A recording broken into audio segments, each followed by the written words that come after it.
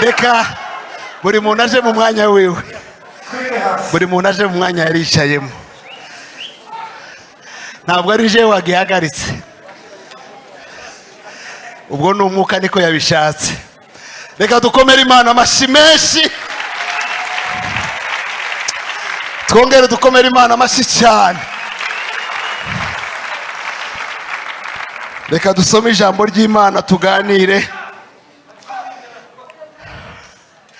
Dufite abaririmbyi benshi nyuma yacu barimo healing inshuti zacu dukunda, habe na ba Matayo n'abaririmbyi n'abajedeo n'abaririmbyi, turapasirizanye mu gihe kigufi kugira ngo igitaramo kigende neza. Yobu igice cya mbere umurongo wa 6 kugera ku wa 12. Yego ibyishimo ko ari byinshi, mwari mungejeje ahantu. Kele mengodras bakumere mikrofone harakarimbutere.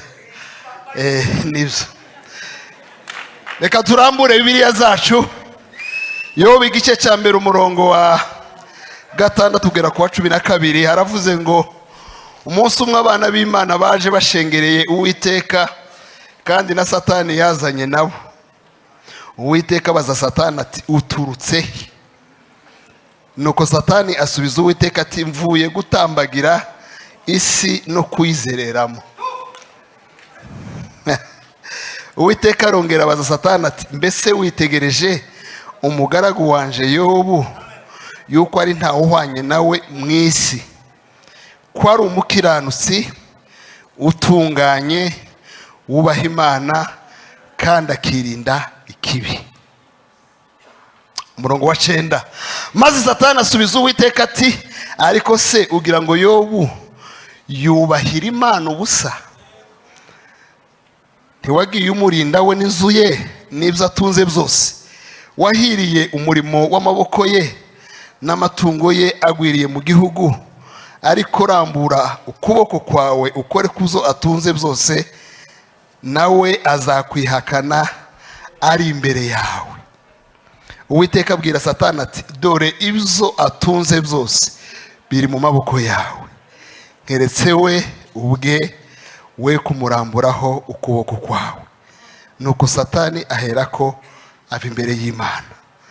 2 igice cya 2 umurongo wa 1 kugera ku wa 6 haravuga ngo, undi munsi abana b'Imana baje bashengereye Uwiteka, na Satani ashengereye nabo ku Uwiteka. Uwiteka baza Satani ati, uturutse? Satani asubiza Uwiteka ati, mvuye gutambagira isi no kuyizereramo.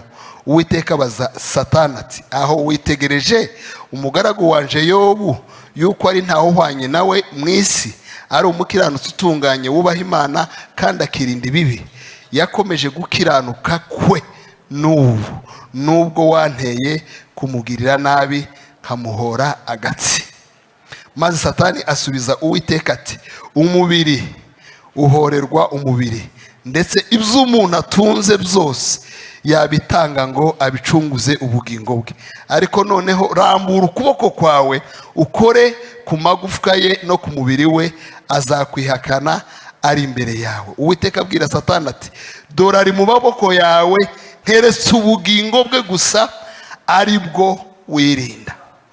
Soreje mu gitabo cy'Abaefeso igice cya 6 umurongo wa 12 kugera ku wa 13 haravuga ngo, kuko tudakirana n'abafite amaraso n'umubiri, ahubwo dukirana n'abatware n'abafite ubushobozi, n'abategeka iyi si y'umwijima n'imyuka mibi y'ahantu ho mu ijuru.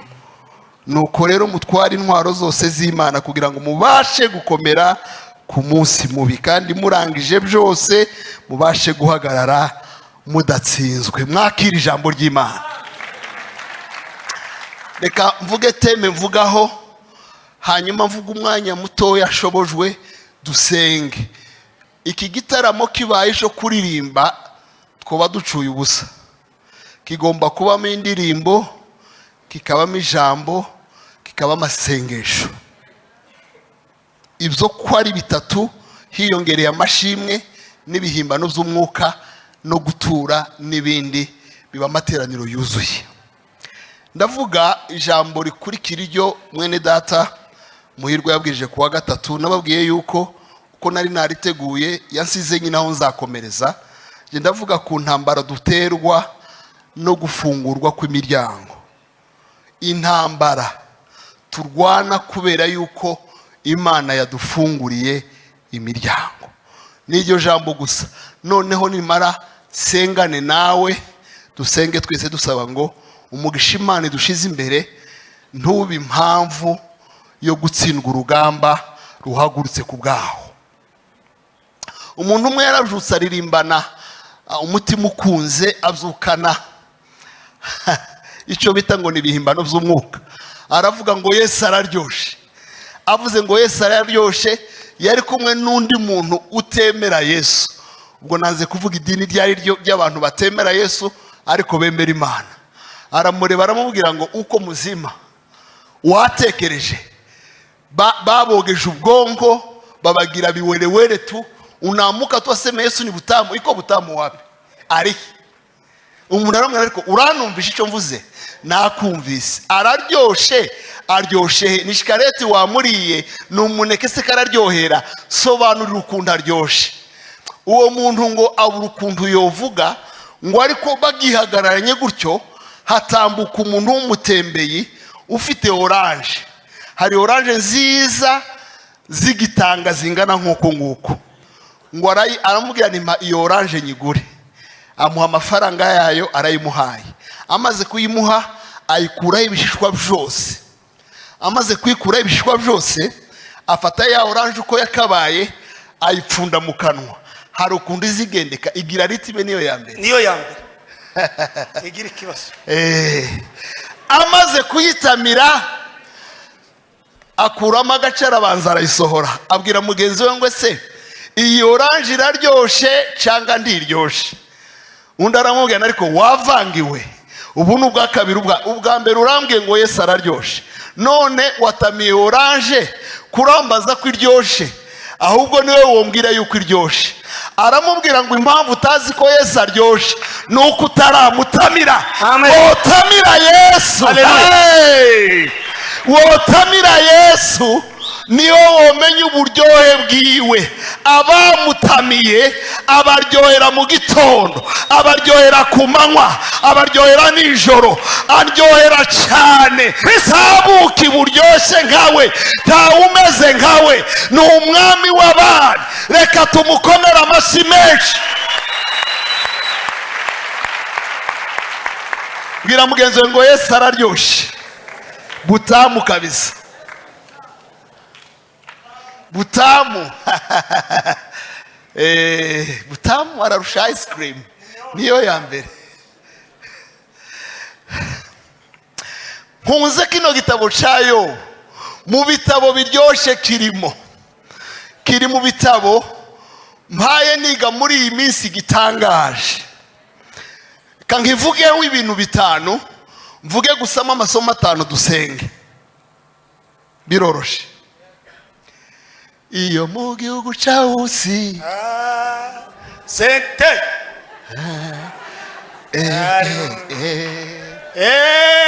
kandi yubaga Imana akirinda ibibi byose yawe. Iyo yego zamura amaboko kandi yubaga Imana akirinda ibibi byose yawe. Iyo mu gihugu zamura ibiganza yambo kandi yubaga Imana ibibi byose yawe. Umugisha Imana uwo mugore we uwo mugore aramubwira yo kuba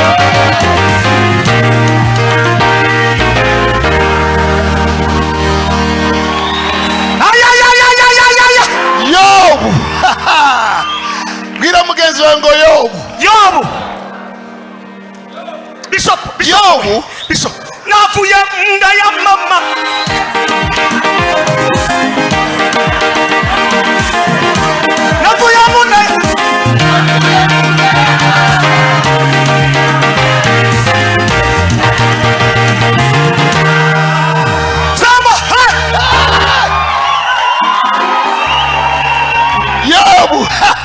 Bwira mugenzi wawe ngo Yobu. Mutuze rero muvugeho. Izina Yobu risobanura ngo utotejwe, persecuted, ariko bisobanura nanone ngo urihe Mana. Father, where are you? Data, urihe? Birasa na ya ndirimbo Yesu yavuze ku musaraba avuga ngo niki gitumye untererana. Nicyo bisobanura. Igitabo cya Yobu ntibavuga neza uwacanditse, ariko bakunda kuvuga ko gishobora kuba cyaranditswe na Mose. Ariko ntikiri mu bitabo bitanu byanditswe na Mose bihamwa ko ari we, ariko bakunze kukimutwerera. Niko insigamigani y'Abayuda cyangwa tradition juive ibivuga. Yobu akomoka ahantu hitwa Usi. Usi ni izina ry'umuntu uzwi mu gitabo cy'Itangiriro. Urasanga uwo muntu Usi wavuyeho ririya zina igice cya 10:23. Usi ni mwene Aramu. Aramu akaba mwene Shemu. Shemu akaba mwene Nowa. Avutse kwa Aramu, umwuzukuru wa Shemu, umwuzukuruza wa Nowa, ahabwa ubutaka bwitwa nyine ngo Usi. Usi bisobanura ngo ni igihugu cy'inama, land of council. Igihugu umuntu ageramo akumva inama nyinshi. Nicyo bisobanura. Ibintu bitanu. Icyambere nshaka kuvuga kuri Yobu canjemo gikomeye ni umuryango wiwe. Ujya kuvuga umuntu avuga umuryango wiwe neza. Nari maze kubabwira izina bisobanuro n'inkomoko mu muryango. Ni umuntu wari wubatse, yari afite umugore akagira n'abana 10, abahungu 7 n'abakobwa 3. Ubwo mubuze muri page za mbere, muri page zibanza hari Yobu w'izindi page. Tuzamura Imana yacu ibiganza, dukomere Imana yacu amashi. Icya kabiri, ubutunzi bwa Yobu. Urebye mu bantu batunze, Bibiliya ivuga Yobu arimo. Turimo turavuga ngo shyize imbere yawe irembo rifunguye, ngavuga cyane irembo ry'umugisha. Mu bantu bagize irembo ry'umugisha ryagutse, Yobu arimo. Nimusoma Bibiliya murasanga ari umuherwe. Yageraga ahantu abantu bose bifuza none. Yageraga intama 7,000, akagira amashamo. Barya shamo bazita gute? Kamozi nikiharya. Niba ari indogobe simbizi. Ingamiya 3,000. Akagira ibimasa byo guhinga 500. Mbega we yarakize. Ubwo ngubwo iyo ufite ibimasa byo guhinga 500, uba ufite n'amacariyoti bigenda bikurura, uba ufite n'imirima bihingamo. Ni ukuvuga ngo bamuvuze gusa mu matungo, ntibamuvuze mu buhinzi. Mwumve ko n'amafaranga yari afite igiceri. Vuga ngo yagiraga igiceri. Uwo nguwo ni Yobu. Imana yari yaramukinguriye irembo ry'umugisha. Icya gatatu, muri consideration sociale aratangaje. Ari mu bantu bakeya bagiraga reputation ikomeye. Reka mvuge statut sociale yiwe. Bibiliya iravuga ngo yari umuntu ukomeye ngo kuruta abantu bose bo mu burasirazuba. Kandi iyo bavuga uburasirazuba bavuga Middle East, ni biriya bihugu muzi za Israeli, za Palestine, za Turkiya, biriya bice byose. Ngo yari umuntu w'ikirangire mu gihe ciwe ukomeye kurusha abo bantu bose. Iyo umuntu abivuga ugira ngo none siko bimeze, ariko ubwe arabyivugira. Nimusoma Yobu 29:7. Reka hagira usomera aho hantu. Somera Yobu 29:7 kugera nko kuwa 9. Mwumva ukuntu yari ameze. Nimo ndavuga ngo yari umuntu ufite statut sociale. bivuga ngo yari afite amarembo yagutse kuko buri muntu wese yakwifuza kuba ameze none. Wahabonye Yobu 29 umurongo wa 7 kugera ku wa 9. Iyo najyaga ku irembo ry'umudugudu ngafata intebe yanjye nkayishyira kuri rompo aho amarembo ahurira, abasore bambonaga baravuga ngo dore wa muherwa arahageze.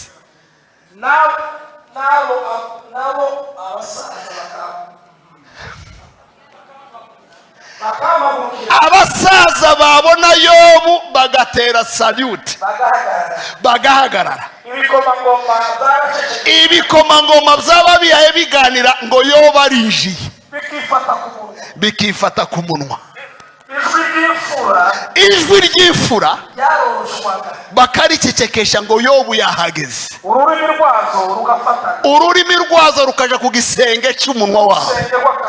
Nushaka kurekera ngo mbabwire icyo bivuga. Biravuga ngo nicagiye muzabireba abantu babaye ahantu hari abantu b'abakire b'inka cyangwa abatunzi b'abaherwe. Iyo mwabaga mwicaye nk'ahantu muza mubireba n'ubu, iyo haje umuntu w'umukire ukomeye w'ikirangirire, abantu bose niwe bareba.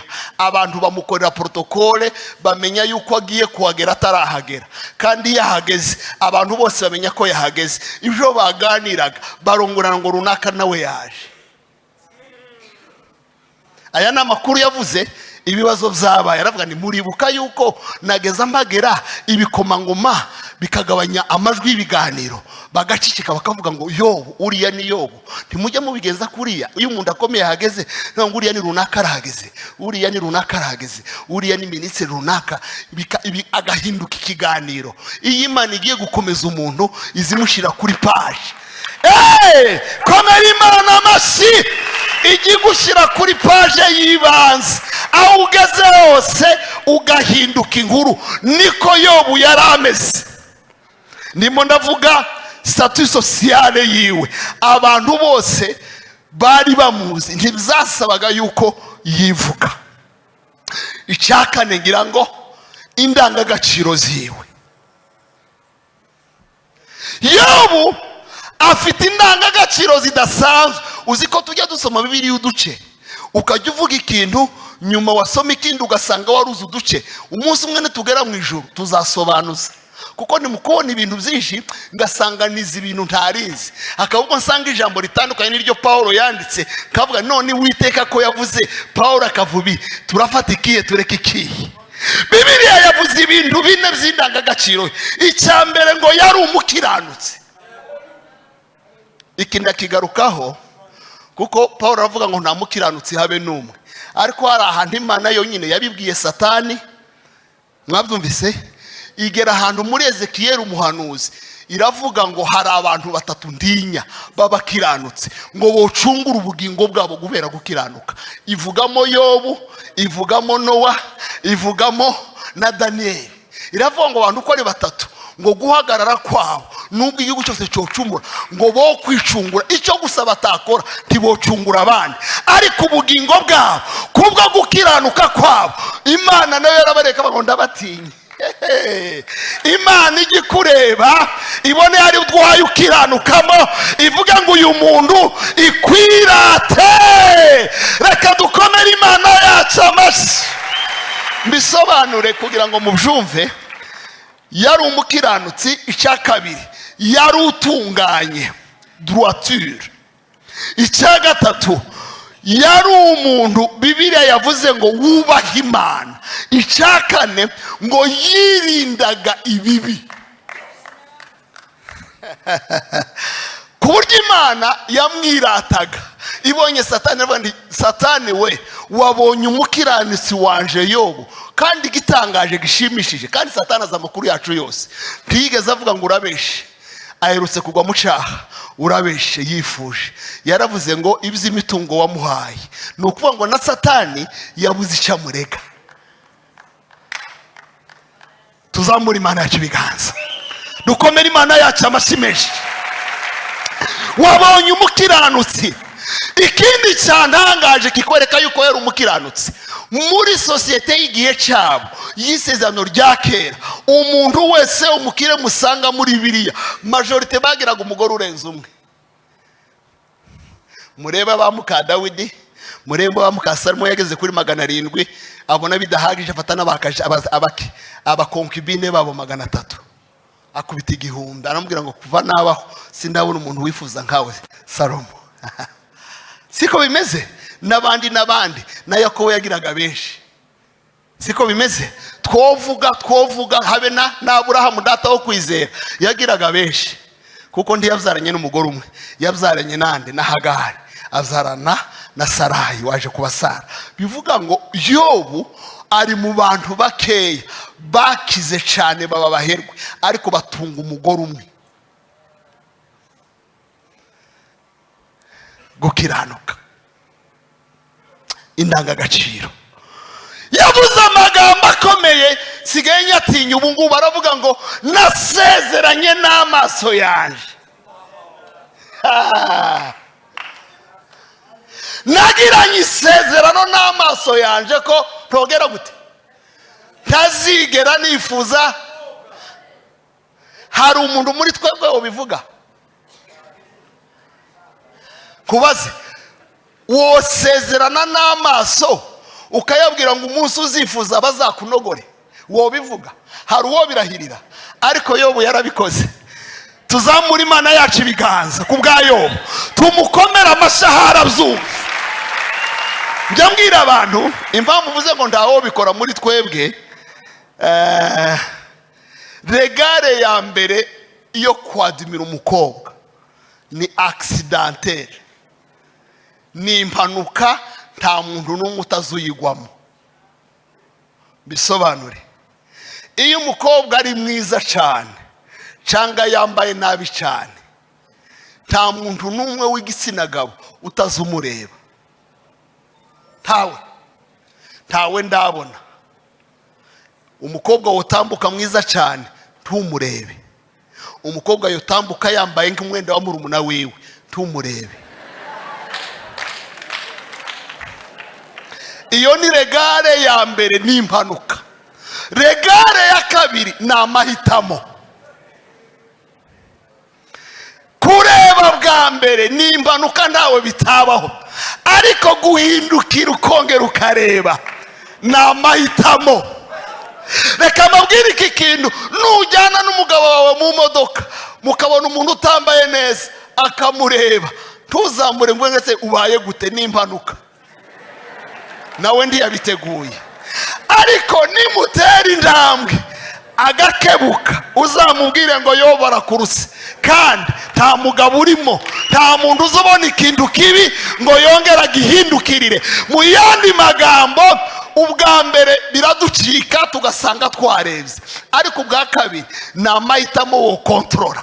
Bwira mugenzi we ngo Imana iguye gukiranuka nko kwa Yobu, Imana iguye kurinda amaso yawe, Imana iguye kureba neza, Imana ikurinde gukebuka.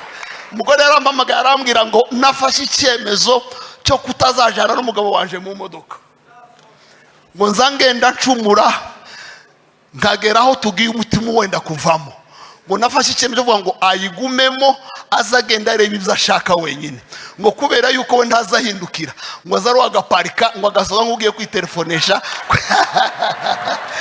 Imana ikurinda ayo maso, turayasamburiye mu izina rya Yesu.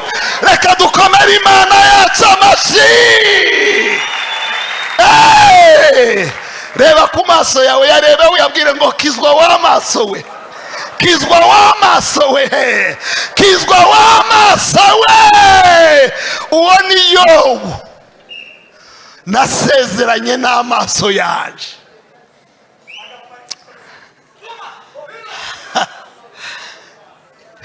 Icya gatanu, ndekera ibyo ngibyo, ni umuntu wabanaga n'abantu neza. Bwira mugenzi we ngo wige kubana n'abantu neza.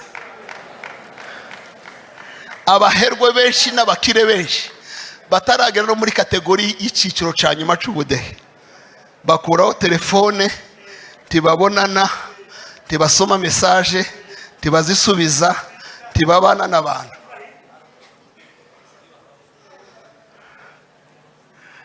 Halo, iyo bageze nko muri bihugu by'iwanyu, uriya mugabo igihugu atuyemo mu migi nabonye myiza ibaho, niwo mujyi mukuru wa Australia, mu migi nabonye myiza ibaho ni Sydney. Ugeze hari ukongera ugasohoza abantu ugaca bugufi, mujye mumwubaha.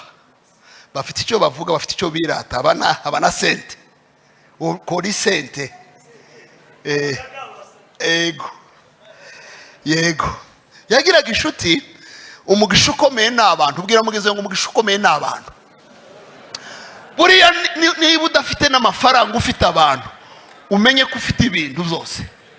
Yambwira abantu ngo ubutunzi bwanje si ubunyanditseho, ni ubutunzi bw'inshuti zanje zose n'ubwanje, kuko niyo nagize ikibazo bwose burakora.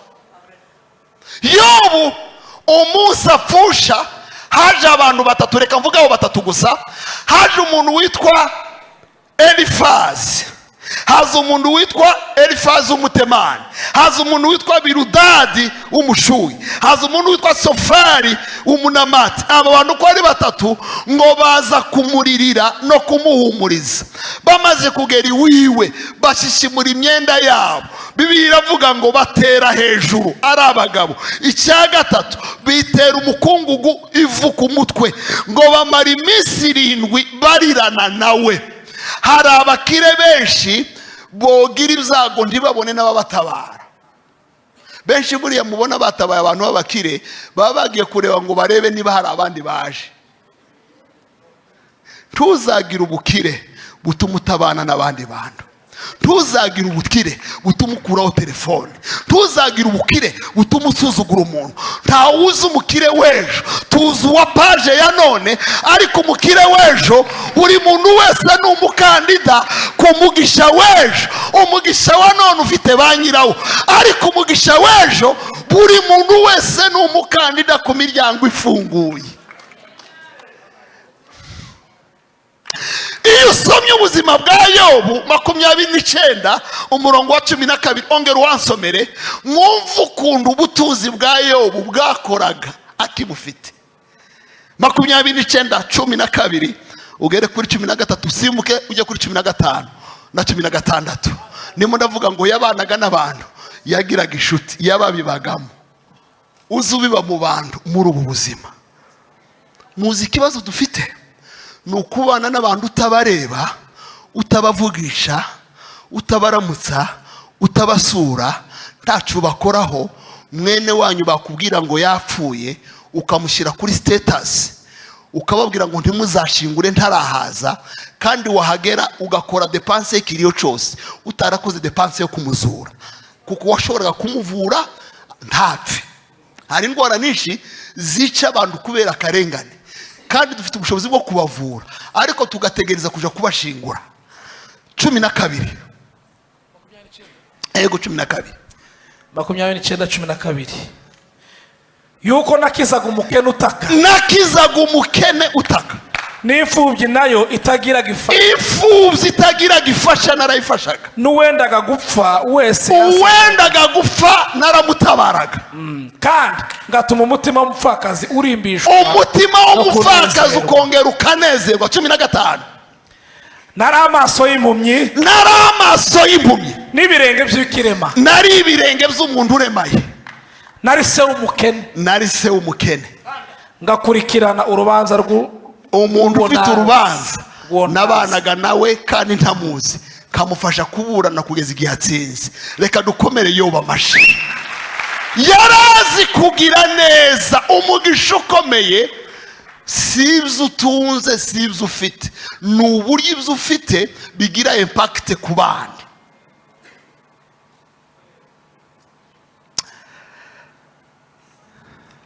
Uwo ni Yobu. Ibyo bintu uko ari 5 mbisize aho ngaho. Mbere yuko mvuga amasomo nka 5 usoza, vuga iki kintu. Yobu ni urugero rwacu twese. Ni umuntu Imana yashize muri Bibiliya kugira ngo mu gihe cy'imigisha tumwipimireho, mu gihe cy'ibibazo tumwireberemo, mu gihe cyo gushumbushwa tumwisangemo. Kamuvugeho ibi bindi bintu bituma ari urugero. Icambere ni urugero rwo gukiranuka. Niyo yonyine Imana yavuze, niwe wenyine Imana yavuze ngo umuntu akiranutse nka Yobu nugira icyo nkora ku buzima bwiwe. Nabivuze Yobu, Danieli na Nowa yaravuze ngo gukiranuka kwabo kwabakiza. Ezekiel 14 umurongo wa 14. Gukiranuka kwa Yobu ni urugero ruvuga ngo natwe muri ubuzima twubaho mu gukiranuka birashoboka. Iyo uvuga mu gukiranuka ni ukuvuga ngo ni ukugerageza kubaho mu buryo bushimisha Imana butivuruguta. Biravuze ngo yaratunganye yirindaga ibyaha n'ibindi. Ibyo byose natwe twabikora. Icya kabiri ni modele yo kwihangana mu buzima bwacu. Tujya tuvuga amarembo afunguka ariko hari igihe atinda gufunguka. Hari n'abatazafunguka nk'uko mubitekereza. Ariko wihangana gute? Uzi ko abantu benshi ubushomeri bw'icumweru birahagije kugira ngo ave ku materaniro alefutinge ku rubuga rw'Imana aje kwirwanirira.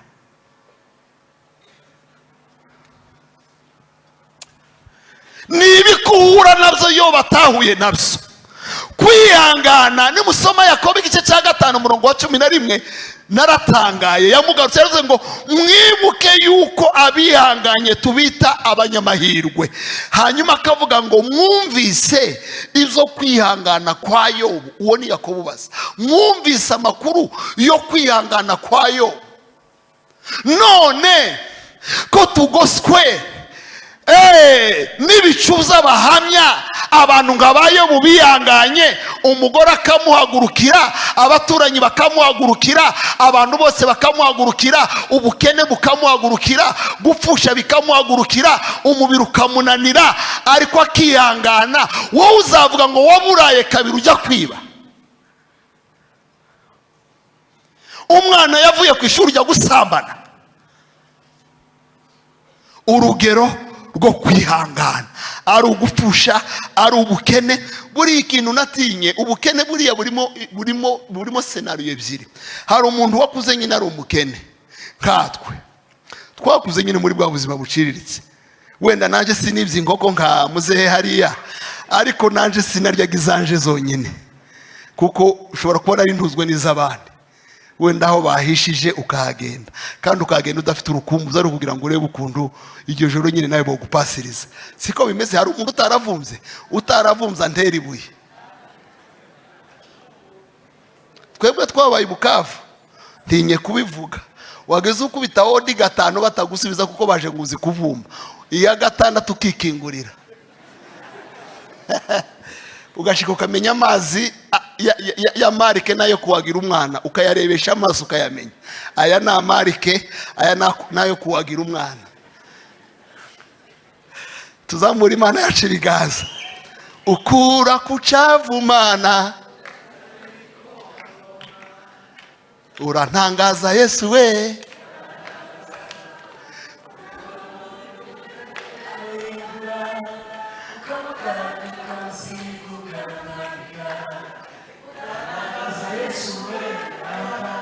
Uyu niwe nyirayo, niwe wayihimbye.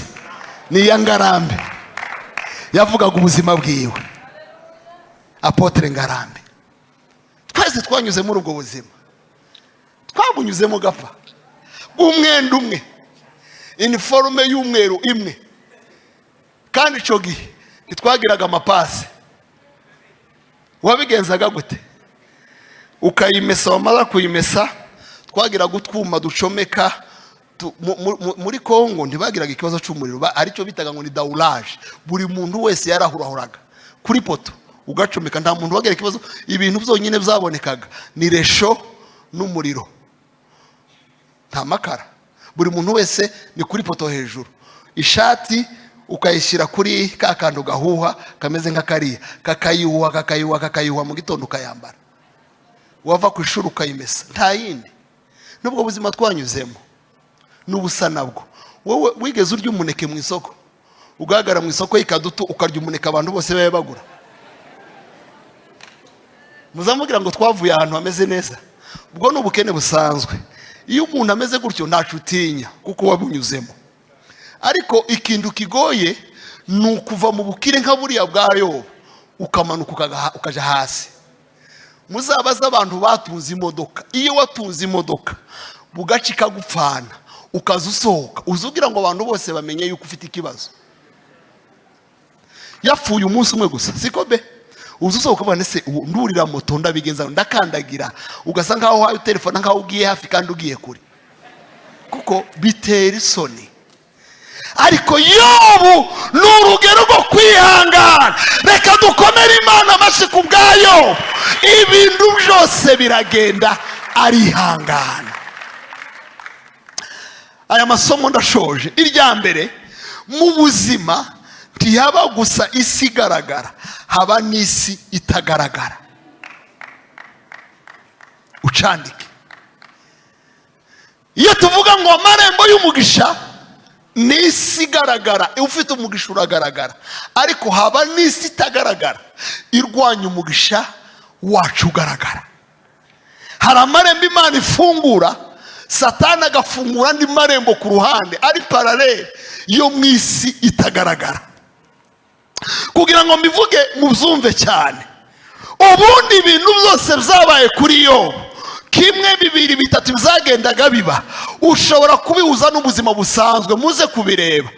Hamanutse igitero kijanye indogobe, hamanutse igitero kijyanye intama. Ni ibitero nkibi ngibi tumenyereye muri Kongo n'ahandi.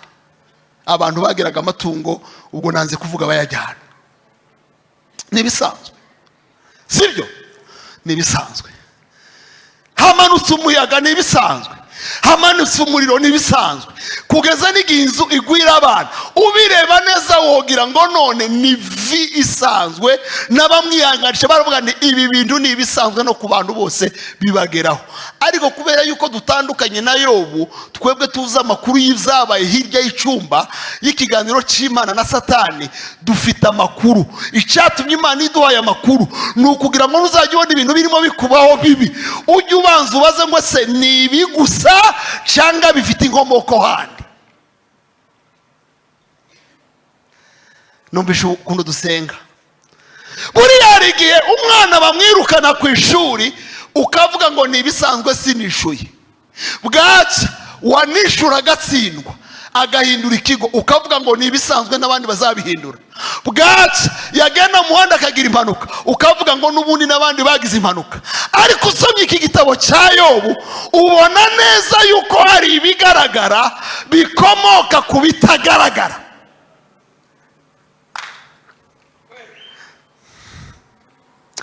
Ibitaboneka. Kababwira ikintu, ubu mwese ko murabona ibyuya mpaye mbira namwe murabifite. Ibi ni ibigaragara, ariko hari bitaye bigaragara. Nta muntu wabibona ubushuhe, nta muntu wabibona umuyaga. Uko iki kirere muri shimi, nge narayize muri bioshimi muri secondaire, bakubwira yuko uko hatwicaye ko harakorerwa isi ibintu bitagaragara bitabarika, amareaction atabarika. Hari reaction chimique ziyezi ahangaha ziyezi yanyura utobara. Hari za microbe ibihumbi n'ibihumbi. Hari amatome, ni ibintu bitaboneshwa n'amaso. Hari ibintu kugira ngo umenye ko bihaye biba bisaba andi maso. Niko bimeze no mu isi y'umwuka, ibitagaragara birahari ariko bisaba andi maso ngo ubibone. Injambara zacu nishi ntabwo ari isi bigaragara, nizi bitagaragara. Ntiturwana n'ibifite inyama n'amaraso. Ndibutse vuga monde invisible.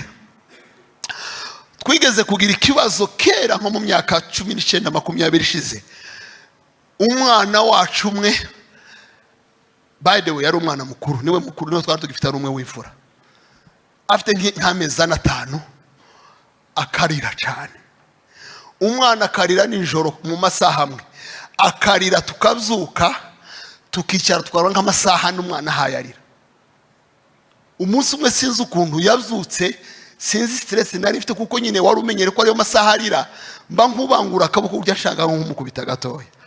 Siko ababyeyi bose bazabigenza. Wenda ndamucaha atuze, nama numva ijwi rimbwira ngo se ukubisike. Ikibazo ni iki? Ijwi. Ikibazo ni iki? Nukurira k'umwana cyangwa ni kibitera. Uzi ko hari igihe rimwe na rimwe turwana n'umuriro aho kurwana n'igitera umuriro. Iyo uvuga ngo umwana afite umuriro, buriya umuriro si indwara. icyateye umuriro niyo ndwara. Kurira si ikibazo, ahubwo igituma umwana arira amasaha amwe mukagerageza gukora igishoboka cyose nyina akamuha ibere bikanga, kandi amasaha yarenga umwana agatuza. Niki? Hari ibitero, hari isi itagaragara, hari ibyo Satani ahagurutsa, ariko yarabeshe, aracabesha, yaratsinzwe, aracyatsindwa. Dufite imbaraga, reka dukomere Imana yacu amashyi cyane. Umunsi umwe Baramu yigeze gutwara indogobe, yihuta cyane agiye guhanurira abanyisirayeli, agiye kubavuma. Ageze ahantu yareba gusa ibigaragara, akabona umuhanda, akabona umuntu yo kwiruka, kandi bari bamuhaye kakashi. Abahanuzi bari mu guhabwa amafaranga baje gutuka abantu. Twarabamenye amadayimoni. Dufite ba Balamu, dufite ba Balamu barya indonke, barya ruswa, ngo baje kuvuga ibitavugwa. Muzavumwa, muzabona ishano. Vuga ngo muzabona ishano. Uvuga ngo Imana yavuze itavuze, uzabona ishano. Utuka umwinosa uzabona. Nyamwira abantu, buriya ututse umuntu Imana itatutse, umushyize muri asansere yo gukura. Nyamwira abantu, umuntu utukitse, uwamaze kwituka wenyine ntibikeneye ko unamuvuga.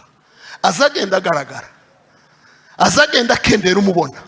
Umuntu Imana igifite ijambo, ugikorana n'Imana, iyo umututse aza yidunda, ubuhaye umuprojeta hejuru, ubuhaye umuzamura.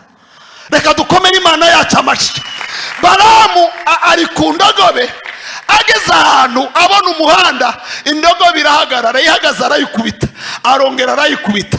Umwuka aramara, ariko Balamu we wabanje ukayumva, igiye kumwira, ariko ari ubundi nari nagutenguhawa, sinsanze ngutwara, ntuzunyuriraho ngirukanga, none wambajije impamvu nahagaze. Imana iguhumura amaso, urebe mu isi y'umwuka, urebe ibitagaragara, urebe hirya y'ibiri amaso yawe areba. Balamu arebye abona ingota, aravuga nti wangiriye neza, iyo udahagarara twari dupfuye. Imana iguha amaso. Buriya iyo ukomeje kuyoborwa n'abantu ngo bavuze babonye, njya mbwira abantu nta kintu kibi nko kuyoborwa n'umuntu uvuga ngo arabona. Cyane cyane umuntu uguhanurira rimwe bigakunda, niwe wo kwirinda. Umuntu naguhanurira ntibikunde, nta kibazo, uwo ni umujama, ni umunyakinyoma, ubana nawe umuzi. Niyo yavuze uvuga ngo uyu nguyu ntimwumve ibyiwe mutuze, ntimuje no kumuvuga. Siko bimeze. Ariko umuntu uzakubwira ikintu kikaba n'icya kabiri, ubwa gatatu ntaza kubwira ikizaba, aza gufata ku matwi. Icyo avuze cyose ngo ni Imana yavuze, si Imana. Ntuzahindura umuntu ikigirwamana. Navuga ikintu kikaba uvuge ngo nibyo, navuga ikindi ugipinge nkaho icyambere kitabaye, navuga ikindi nacyo kikaba. Niyongera kuvuga ikintu biravuga ngo mugerageze ubuhanuzi mumenye ko buvuye ku Mana. Ubuhanuzi abakristo bakuze bajya babugerageza, ntibapfa kwemera gusa umuntu uvuze wese ngo uremeye ngo Imana yavuze. Abigishwa bigeze kugira gutya, baragenda, abadayimoni barabahunga, baravuga ngo dufite imbaraga. Yesu arababwira ngo nababonye, Satani yabasebye, mugende musenge mutagwa mu mosha. Bivuga ngo Yesu yarebaga hirya akabona ibyo batarebye. Ubuzima bwacu bufite ibyo bubona, ariko ubuzima bw'umwuka bufite andi makuru arenze asanzwe. Hari isano hagati y'isi igaragara n'itagaragara. Cya gatatu, byinshi mu biba mu isi y'ibigaragara bikomoka ku bitagaragara. Nuzajya ubona ikintu kigaragara ujye wibaza ngo se ntiyari ikitagaragara gicisha inyuma yacu. Iyo watangiye gutekereza gutyo umenya no kusenga, kuko iyo udasenze ngo urwane intambara y'ibigaragara, urwana intambara y'ibitagaragara mu bigaragara, cyangwa ukarwana intambara y'ibigaragara mu bitagaragara. Ikintu kiroroje kuvuga ngo nanone hari extreme ebyiri. Hari igihe umuntu aba umuntu uhora ubona dayimoni ahantu hose, iki naco kibabwire ni ikibazo gikomeye. Dufite abakristo babona dayimoni ahantu hose. Mwisho yaravuze ngo paka kulia usiku wanazani wamerogwa. Muzamugira ngo injangwe zo muri Kigali ko nazo zorowe zizabwejurire hehe? Ikigali ga nta shamba rihaba, ntahandi zirira, ntahandi zihiga. Nigera mu rugo nuyibone nijoro ntukazuba ngo ni satani.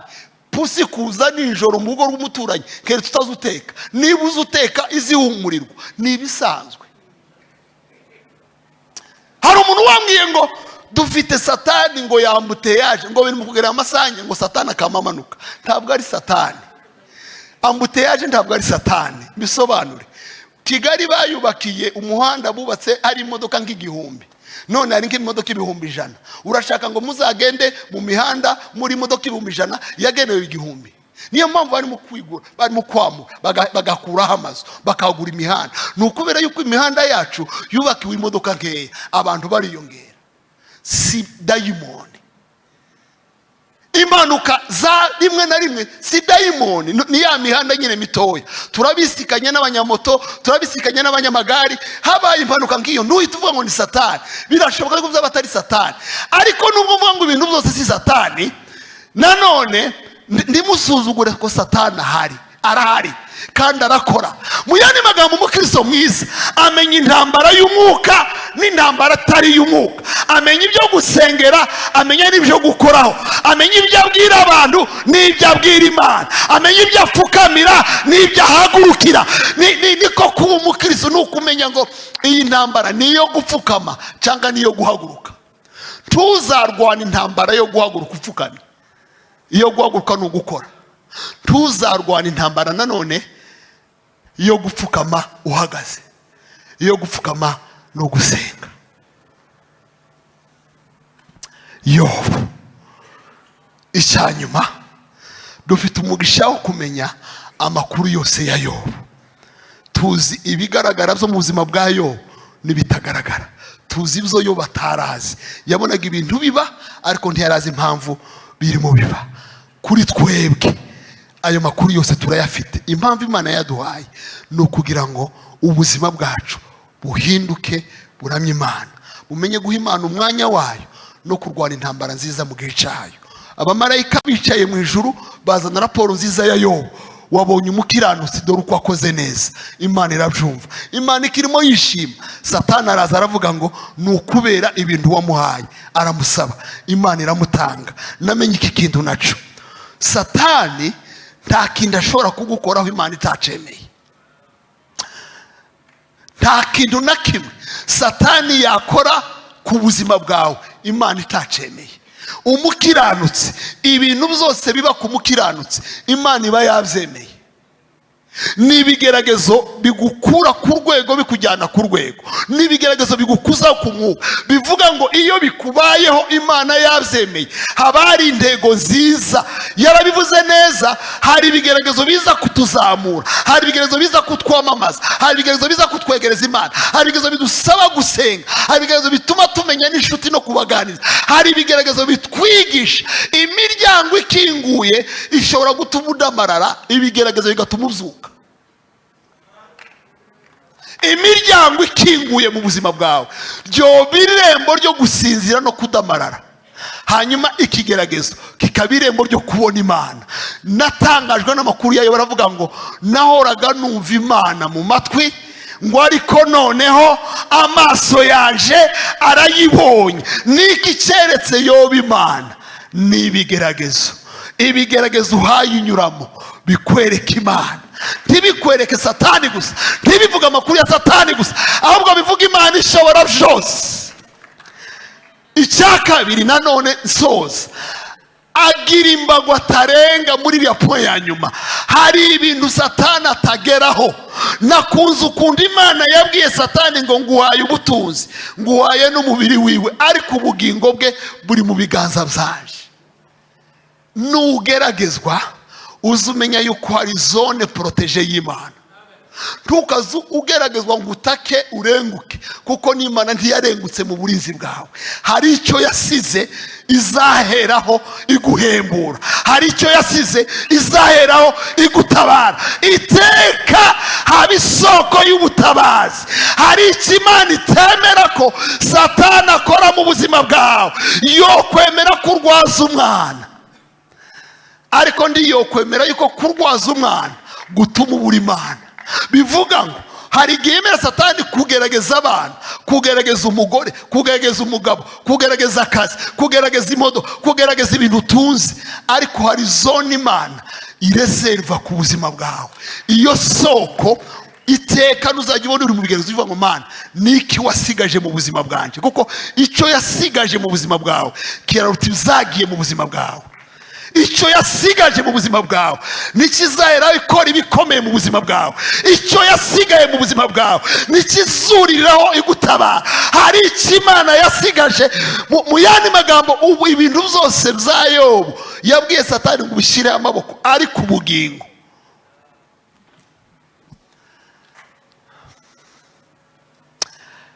Tugiye gusenga. Ntuzarwane nabi intambara. Abanzi turwana nabo si abafite inyama n'amaraso. Byari byoroshye kuri Yobu ngo arwane n'umugore, arwane n'abaturanyi, kuko bose nta waje amubwira neza.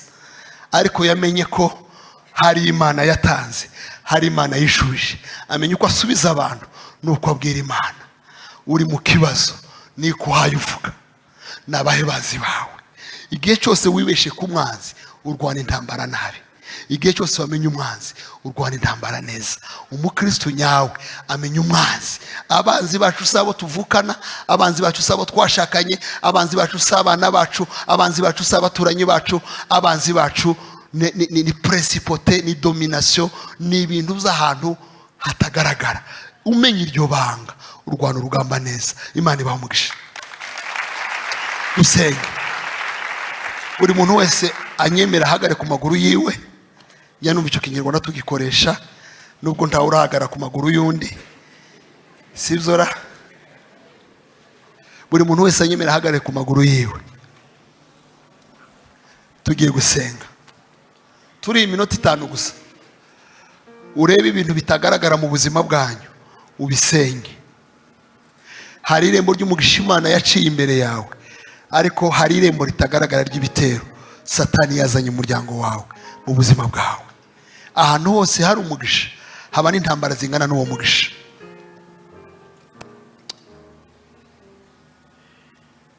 Kuko ngufite ndamahoro.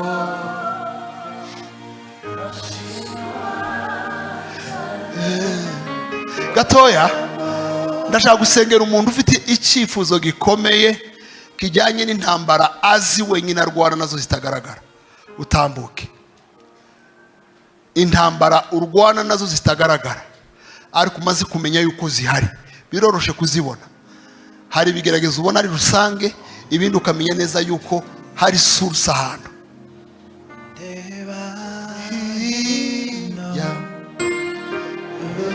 Uratambuka hano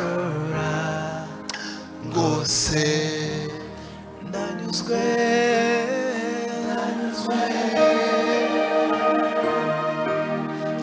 ko ngufite n'amahoro. Ndashima cyane ko yambonye akashigikira. Ndeba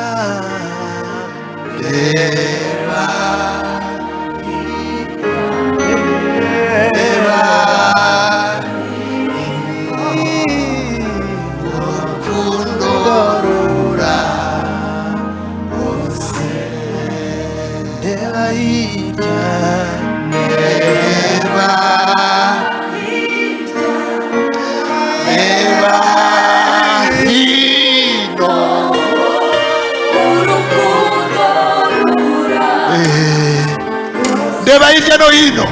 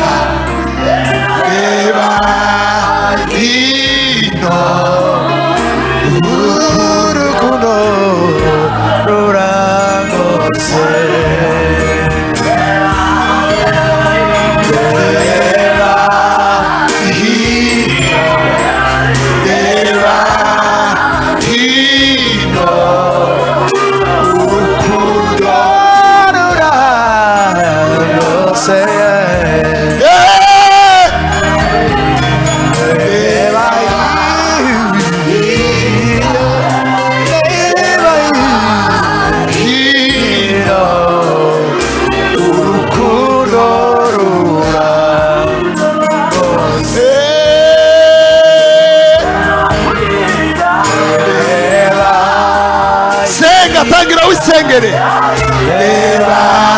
tangira wisengere, urukundo reba,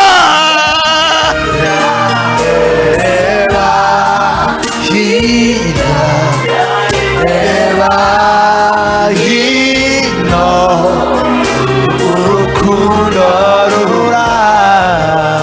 rose.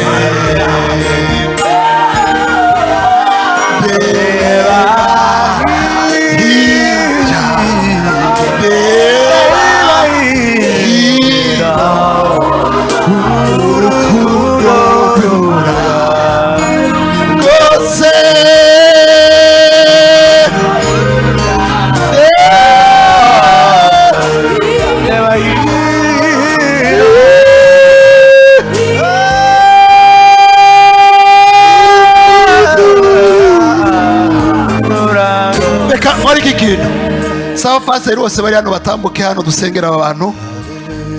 Pastor Jehovah mutambuke Jedeho nabandi tubarambure ibiganza. Mwibuka ubuzima bwayo ibintu uko biramubaho abireba ariko ntazi inama ziri hirya. Hari inama ziri hirya. Hari inama tugiye gusenya mu buzima bwawe. Hari amazina Satani yazanye imbere y'Imana. Hari ibirego Satani yazanye. Arazana ibirego by'abaso n'abasogokuruza. Arazana ibihango ababyeyi banyu bakoranye nawe. Akenshi ibintu Satani adutsindisha n'ibintu byabaye mu miryango. Hari abafite amazina yavuye mu guterekera. Hari abafite ikarande zikururana. Hari ab'imiryango yabo yakoze ibihango. Yes! Yes! Yes! Cyane! Hey! Reka Pastor Jedo azamura ijwi asenga ndaza gusoza. Mana mu izina rya Yesu Kristo turaguhimbashe Mana nyiribihe ufite imbaraga n'ubushobozi n'ubutwari. Ni wowe Mana twizeye ibihe byose. Iyo uvuse biza biba wategeka bigakomera. Hari ibyifuzo bitandukanye abera babahagurukanye.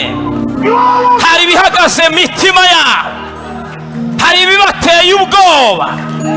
Turamagara imbaraga ziva mu ijuru zibasha gucecekesha, zibasha guhindura, zibasha kwigaragaza. Data mu izina rya Yesu, iri ni ijoro waduteguriye, ijoro ry'imbaraga, ijoro ryo guhinduka, ijoro ryo kwakira ibitangaza mu izina rya Yesu Kristo. Bomeleto salabondiaka mu mbaraga twizeye turamagaye izina ry'ibitangaza. Wakishe abarwayi batandukanye, ibibazo bitandukanye, reka izo mbaraga zitegeke. Ozalamania kotasio de gara shikele beriato Baba mutakatifu, imigosi nicike, imigosi nicike.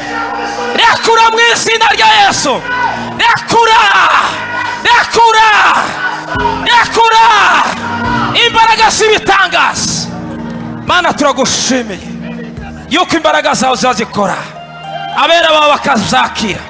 Reka muri uyu mwanya ntibasubire yuko baje, basubirane ibisubizo, basubirane ibisubizo. Data turakwizeye, urakoze kubana natwe mu izina rya Yesu. Amen.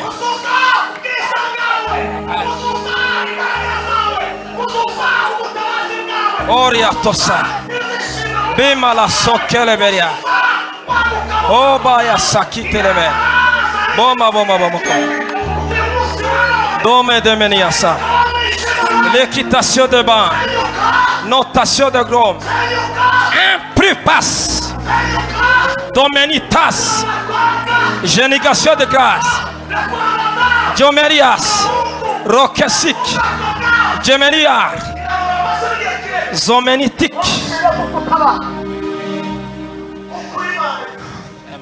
turagushima Mana, iri ni ijoro ry'ubusabane, imitima isurwe, imitima igendererwe, ikirere cy'urupfu turagihagaritse mu izina rya Yesu.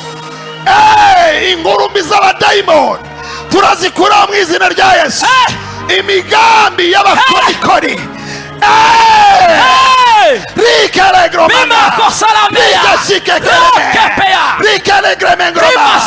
ikirere kizima iri joro Mwana turatangaza kunesha, turavuga imbaraga za Yesu izamuzuye mu bapfuye. Uyu mwanya usura imitima iri hano Mwami wanje, abantu bafite amazina yitwa ko ari mabi ubaheza umugisha, ubahindurira amazina. Abari bayabesi gahinda ubahita bamugisha, ubuzima buhinduke. Abashakaga ntibagire icyo babona ubaheze kubona. Databuja, abari bameneshejwe nka Hagari ubereke isoko y'uwambaje Dani Seremengo Drasike hari Gremengosh. Ndasengera bari hano, ndasengera bari kure. Zamura ikiganza dusenge soza. N'umuntu uhagaze kure, hari abantu bahagaze aho bari mu masaro yabo. Iri joro rikubere rishasha, ndahanurira ubuzima bwawe, ndavuga gutabarwa, ndavuga imbaraga z'urukundo rw'Imana. Yobu Bibiliya iravuga ngo ayirwa cyane nyuma kuruta mbere. Ibintu birahinduka, ibintu birahinduka, ibintu birahinduka. Ahari urupfu, ahari agahinda, ahari ukubabara, ahari ibisabe, Umwuka Wera karagendagenda hano. Nimo ndabona kubohoka, nimo ndabona gukira, nimo ndabona imbaraga.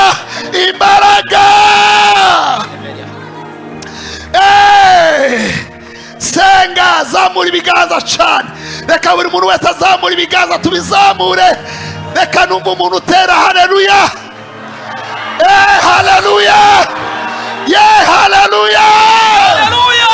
Haleluya. Haleluya.